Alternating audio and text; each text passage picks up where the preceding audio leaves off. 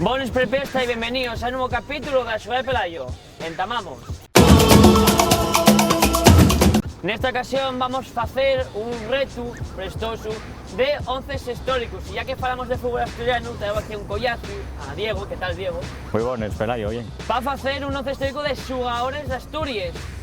Tenía pensado hacerlo quitando los jugadores, pero Diego, la verdad es que en Asturias, por desgracia, no hay muchos tampoco para agarrar. Bueno, hay más de los que parece, ¿no? Restolando un poquillín por ahí, pero bueno, seguramente vamos a coincidir en... La mayoría. Así que lo que vamos a hacer es, diré yo mi 11 histórico, dirá Diego el su 11 histórico y debatiremos un poco el por qué agarramos a determinados jugadores en determinadas posiciones. Así que si te parece, sentamos yo en esta ocasión. Yo salgo con una 4-4-2, un sistema clásico, y ya en Asturias también, donde bajo palos voy a poner al histórico guardameta del Sporting de Xixón, a Blanedo. Después una línea de 4 con Abelardo, a José Carrete, a Jorge Meré y a Cote.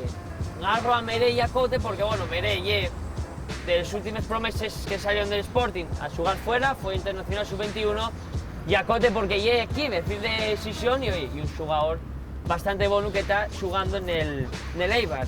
Una línea de 4 por delante, que se coloquen como ellos quieran porque saben lo que es jugar al fútbol, donde tengo a Juan Mata, que digamos que es medio asturiano, medio no.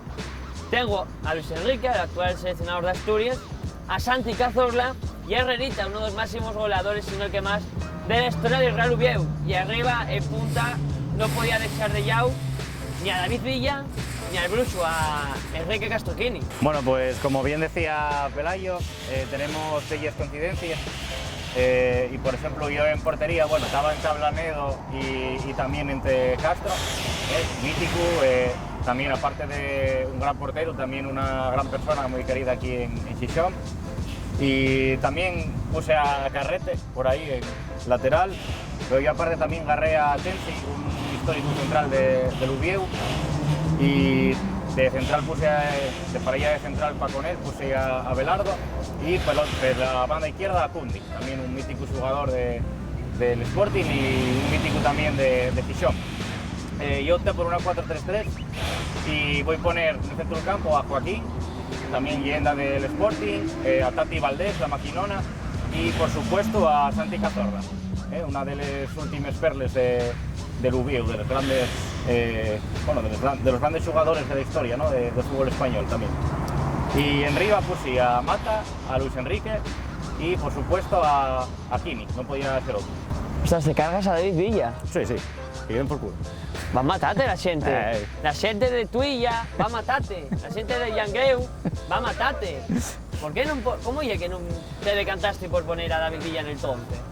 Bueno, porque parecíame que, bueno, habiendo un jugador como Mata, como Luis Enrique, también por una cuestión un poco de táctica también, que fuera un poco, bueno, no solo mirando por poner ahí jugadores y más, si quise también poner eso, una táctica que tuviera un poco de sentido, y entonces pensé en una 4-3-3, que es verdad que Villa jugó en la etapa de Barcelona, ahí escoraba a la izquierda, pero bueno, no sé, preferí apostar por Mata y por Luis Enrique, ahí un poco retrasado. Y yo creo que, bueno, entre Villa y Kini, yo siento, pero no lo voy a dudar, creo que una persona y un jugador como Kini tienen que estar siempre ahí arriba y bueno, que siempre te vaya marcando goles, aunque sea la nueva memoria. Y un 4-3-3, un sistema quizás más ofensivo que el mío. Cuestión táctica, cuestión porque al poner jugadores y te cuenta que hay todos más ofensivos que defensivos, ¿cómo fue eso? Bueno, sí, porque parecióme que el centro del campo por el que estaba apostando, de alguna manera era un centro como más creativo. Y bueno, recordóme pues por ejemplo a ese Barça, ese Barça de Guardiola en algún momento, recordóme lo que podía salir de ahí, ¿no? Además con la impronta de Luis Enrique, pero ahí, bueno, también tiene cierto sello culé en parte, y bueno, parecíame que llegaba de ahí, eso, también fue hacer un pequeño homenaje a esa táctica que pues, la selección española también nos dio las mayores alegrías y bueno, quería también apostar por ello.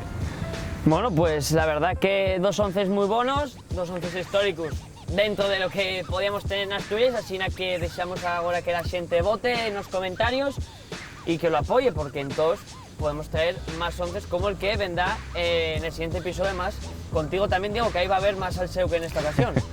De seguro que sí. Así que invito a vos a que la semana que viene veáis el siguiente capítulo de La Xugada de Pelayo. ¡Vémonos!